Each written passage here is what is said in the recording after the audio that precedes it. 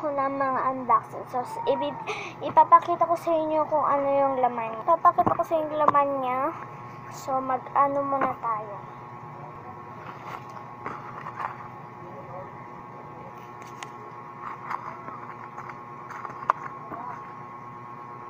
So, ayan na lahat yung ano ko.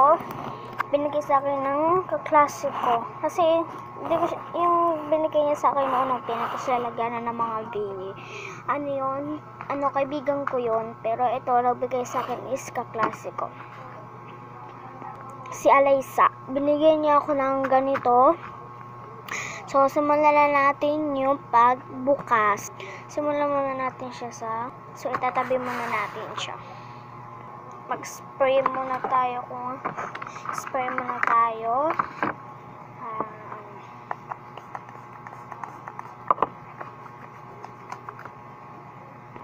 So, lilinisin muna natin yung ating desk para hindi siya marumi.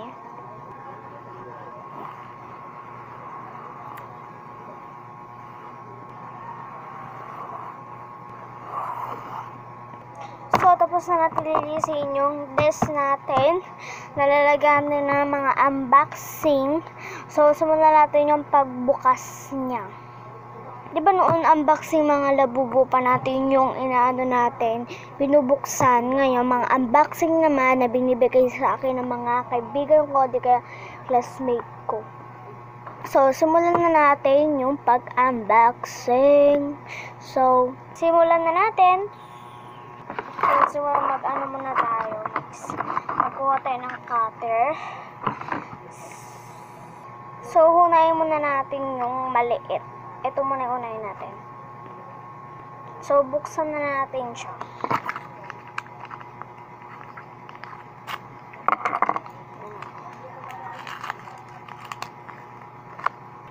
So, ito yung nakuha natin na Powerpuff Girl. Kung may tatanong nyo, ang ano nga to? Bias ko dito ito. Kasi ang tapang niya, di ba? Ang cute. Ito yung gusto ko. Pero, unting bias ko lang ito at saka ito. Unting bias ko lang. Pero ito talaga yung totoong bias.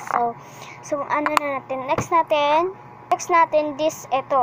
Medyo mahaba siya, guys. Pero kita, no? Blocks siya. So, buksan na natin siya, guys. Buksan na natin.